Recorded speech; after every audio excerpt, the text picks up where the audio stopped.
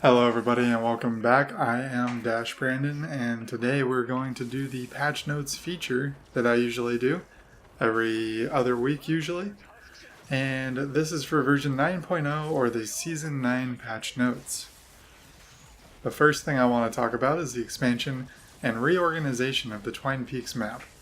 Epic is clearly listening to feedback and has made it more of a linear path and added more missions to each power level tier. They have also fixed environmental health scaling for the upper end of Twine Peaks, so we shouldn't have any more 2 hitting parking meters. So it's a great change, and hopefully they keep listening to what the players want. More perk up, more perk up. That's what we want. The next thing I want to mention is that we have a new mode called War Games. I've taken part in a few already, and I really enjoyed them. The basic premise is that you go to your Storm Shield. You can either choose to start a war game of your own, you can join an existing war game, or one that someone else is hosting, or you can queue up for a Storm Shield defense, which is pretty great that you can just straight up queue for that at this point in time. Pretty much this mode goes that you're going to fight 2 waves of enemies, each at 7 minutes apiece. There are clocks that you can run around and pick up, and that will reduce the timer by 15 seconds for each clock, though currently the clocks are bugged and there's not as many of them spawning as they would like, is what I read on Reddit from Epic. Like I said, I've already taken part in a few of these and I really like them. There's daily challenges to do specific combinations of modifiers. Yes, there's modifiers. There's 2 awesome new features as well.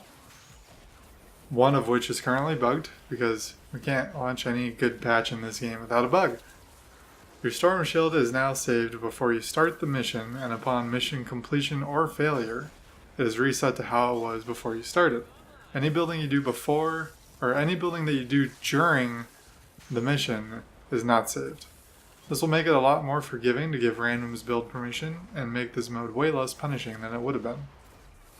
The bug feature is that durability for traps is also supposed to reset.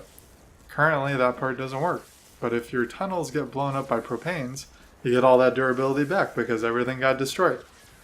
So that's pretty helpful. That's a workaround for that, I guess. And we'll just keep moving on. There are a lot of different combinations of modifiers that you can have during these missions that range from tornadoes raging through your base to zones that spawn damaging portals that you can't stand next to, and mini Storm Shield safe zones that you have to protect instead of your main Storm Shield or amplifier. These also give you a very small area to work with. You can also have modifications on the husks where sometimes they blow up, sometimes they take headshots to actually kill them. You can also get them over level 200.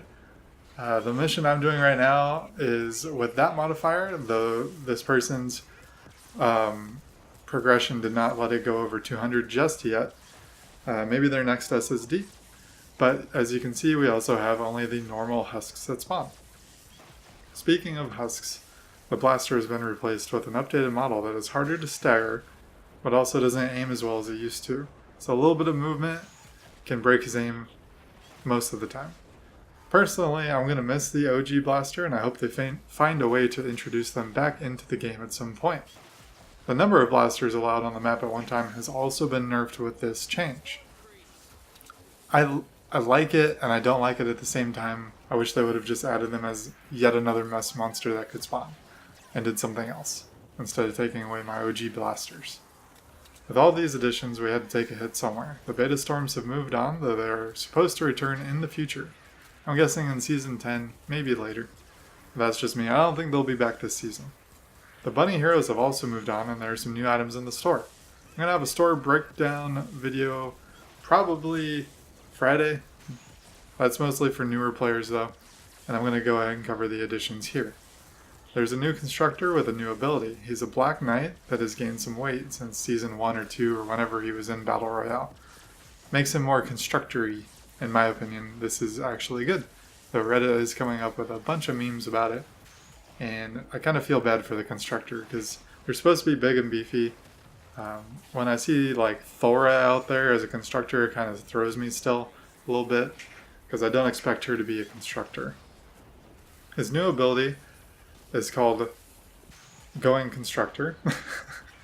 Lets him pull out a shield and hammer and go melee happy on husks, and he gets a damage reduction while he's doing this. He also provides a new team perk that lets Kinetic Overdrive activate twice. It requires 3 constructors in your team to activate it. I guess I'm glad I haven't finished my melee constructor video yet.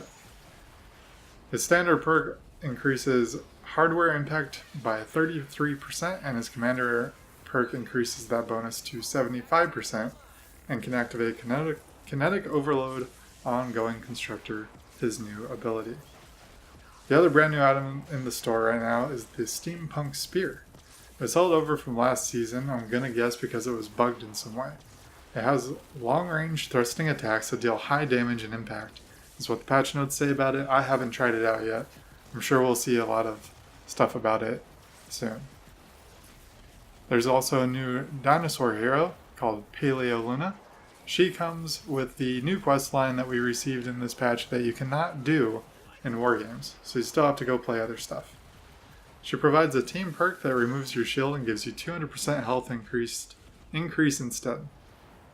It requires 2 dinosaur heroes to activate, and so far we only have access to her, so I'm sure that we'll see another couple hopefully in the shop. Her standard perk adds 5.5% of her current health to melee damage, and her commander perk ups that to 16.5%. This could also help make a really strong melee build, and I'm really looking forward to trying it out. As I said, she is acquired from the new quests. Back to missions, the mission alerts quotas have been simplified down to once a day reset, and you can do every alert on the map in every zone. That's the long and short of it. Oh, and you can have a weekly quest now too for this, where you have to do 10 throughout the week at your level. For me, this means power level 116 and above, because I haven't done SSD 8 and above yet in Twine Peaks.